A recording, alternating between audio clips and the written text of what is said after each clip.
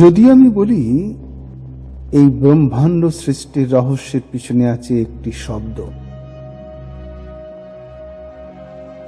যখন কিছুই ছিল না, না আকাশ, না আলো, না সময়, না গতি,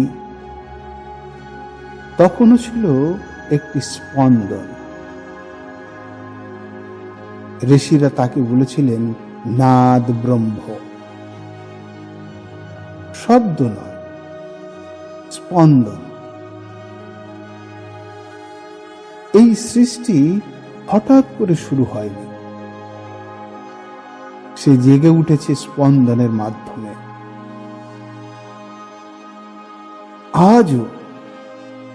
আজও সেই আদি স্পন্দন বিদ্যমান। আজও সেই প্রাচীন শব্দ ধ্বনিত হয় চেতনার গভীরে, কানের গহ্বরে। পৃথিবীর এক নির্জন শিখরে, বরফের স্তব্ধতার মধ্যে, নীরবতার গভীরে, তার নাম দ্য সাউন্ড অফ কৈলাস বা কৈলাসের শব্দ, এক আদি স্পন্দনের অনুভব। এটি কোনো শ্রাব্য ধ্বনি নয়, এটি এক উপস্থিতি।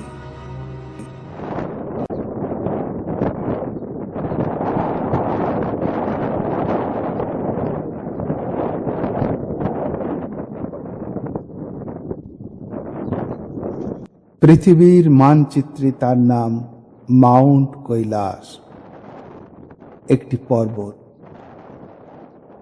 কিন্তু মানচিত্র কখনো তার প্রকৃত পরিচয় দেয় না। আমি যখন তাকে খুব কাছ থেকে দেখলাম, তার বরফ ছুঁয়েছি, তার সামনে দাঁড়িয়ে তার নীরবতা শুনেছি, তখন বুঝেছি, অনুভব করেছি, এটি শুধু পাথরের স্তূপ নয়। আমি তাকে পর্বত দেখি না, আমি দেখি এক উপস্থিতি। কেন উপস্থিতি? কার উপস্থিতি? আর কিসের উপস্থিতি? যখন প্রথম দর্শনে সূর্যের আলো ধীরে ধীরে বরফের গায়ে নেমে এলো, সেই আলো সাদা ছিল না, ছিল রূপালী।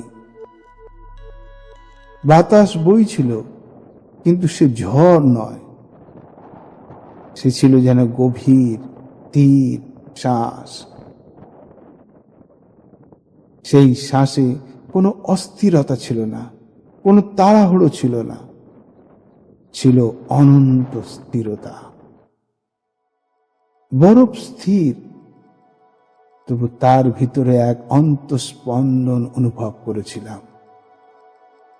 আমি অনুভব করলাম এই স্থিরতা শূন্য নয়, এটি সচেতন। এই সচেতনতার অনুভব থেকেই আমি বলি উপস্থিতি। যুক্তি থেকে নয়, অভিজ্ঞতা থেকে বলি। কারণ সেই স্থিরতার সামনে দাঁড়িয়ে আমি একা ছিলাম না, আমি সাক্ষী ছিলাম।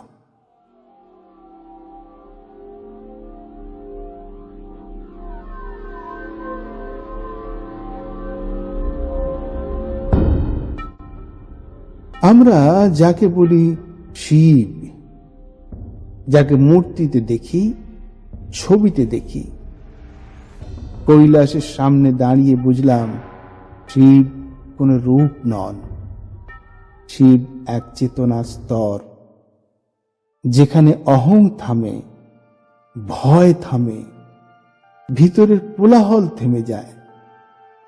আমি লক্ষ্য করলাম আমার ভিতরের অস্থিরতা ধীরে ধীরে স্তিমিত হয়ে যাচ্ছে।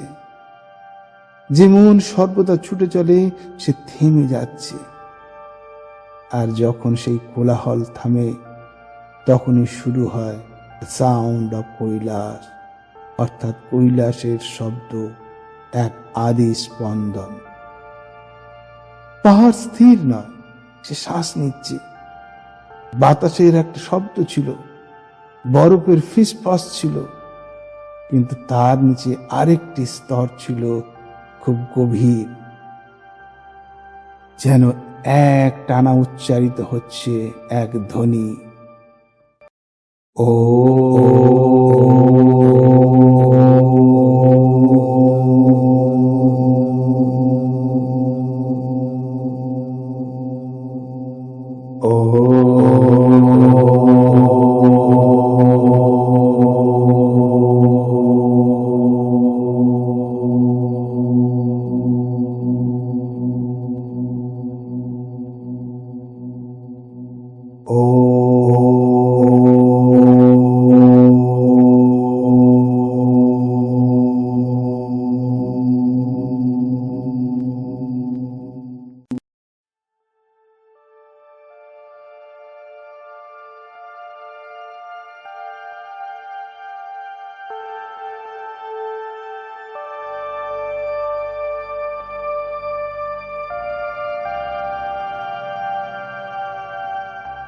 আমি শুনছিলাম না, আমি অনুরণিত হচ্ছিলাম।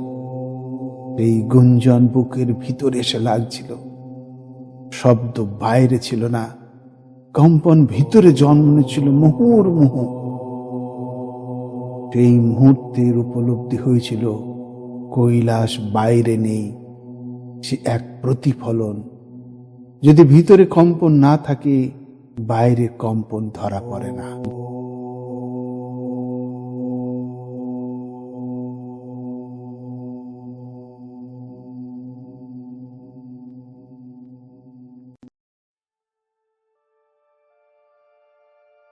শাস্ত্রে বলা হয়, শিবের আনন্দ তাণ্ডব থেকেই এই সৃষ্টির সৃষ্টি।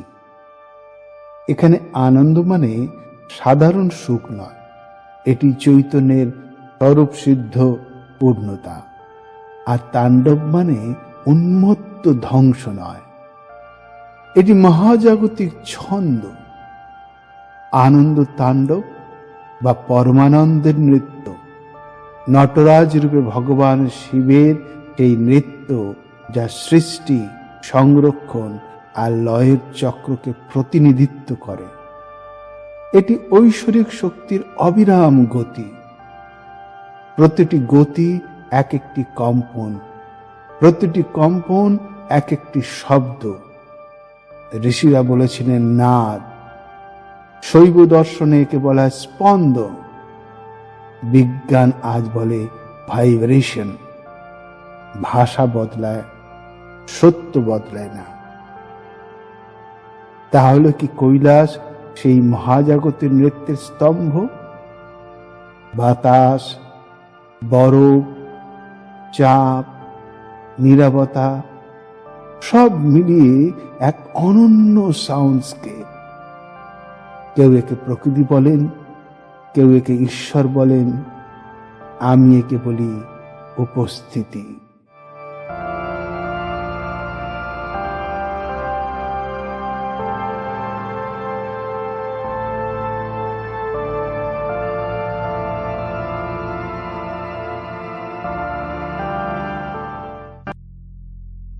সেই মুহূর্তে আমার কাছে পরিষ্কার হয়ে গেল, দ্য সাউন্ড অফ কৈলাস কোনো ভৌগোলিক শব্দ নয়, এটি আদি স্পন্দনের প্রতিধ্বনি।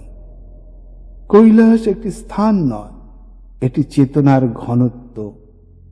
শিব কোনো রূপ নন, শিব একটি অবস্থা। অভিজ্ঞতা কোনো ভ্রমণ নয়, এটি অন্তরের প্রস্তুতি। আর ভক্তি কোনো আবেগ নয়, ভক্তি হলো আত্মসমর্পণ। যখন এই সত্যগুলো স্পষ্ট হয়, তখন কৈলাস দূরে থাকে না, তখন শব্দ খুঁজতে হয় না, তখন চেতনার মধ্যেই সেই স্পন্দন জেগে ওঠে।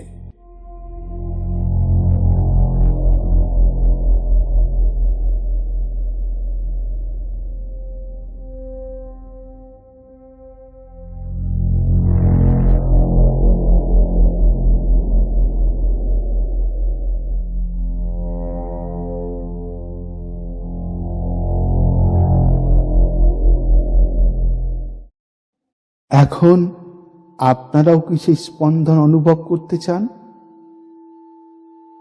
যদি তা পারেন তাহলে চোখ বন্ধ করুন, ধীরে শ্বাস নিন,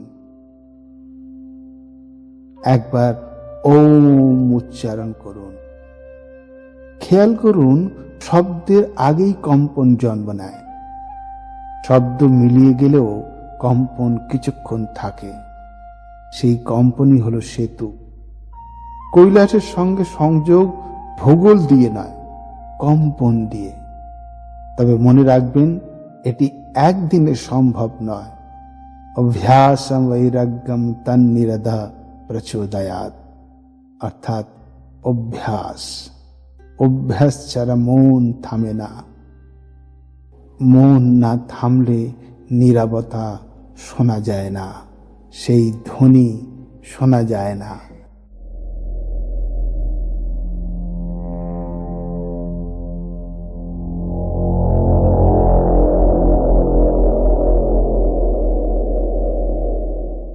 সেই অভিজ্ঞতার পরে আমি হালকা হয়ে গিয়েছিলাম, যেন বহুদিনের অদৃশ্য ভার নেমে গিয়েছিল। আমি বুঝলাম আমি এতদিন শব্দের মধ্যে ছিলাম, কিন্তু শব্দের উৎসকে ছুঁইনি। কৈলাস আমাকে কিছু দেয়নি, সে শুধু আমার ভিতরের স্তব্ধতাকে জাগিয়ে দিয়েছে।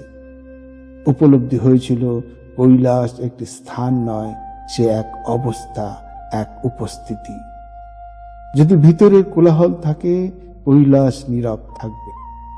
যদি ভিতরে স্থিরতার জন্ম নেয়, পৃথিবীর প্রতিটি বাতাসেও সেই শব্দ ধরা দেবে।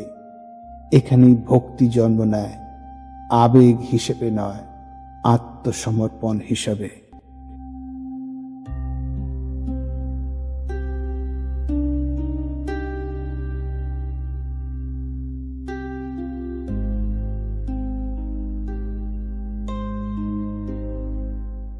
আমাকে অনেকে কমেন্টস করে জানতে চেয়েছে, হোয়াটসঅ্যাপে মেসেজ করে জিজ্ঞেস করেছেন, আপনি তো কৈলাসে গিয়েছেন, সেখানে কি সত্যি শিব বসবাস করেন?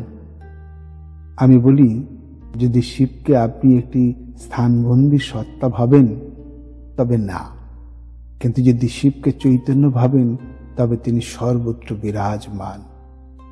কৈলাসে তার উপস্থিতি তীব্র, কারণ সেখানে আপনার অহং ভেঙে যায়, আপনি ছোট হয়ে যান, নীরব হয়ে যান, আর সেই নীরবতার মধ্যেই শিব জেগে ওঠে। দ্য সাউন্ড অফ কৈলাস কানে শোনা যায় না, সে জাগে চেতনায়। শিবকে পেতে পাহাড়ে যেতে হয় না, কিন্তু কখনো কখনো পাহাড়ে গিয়েও নিজেকে হারাতে হয়, যাতে শিবকে পাওয়া যায়। ओम नमः शिवाय। हर हर महादेव।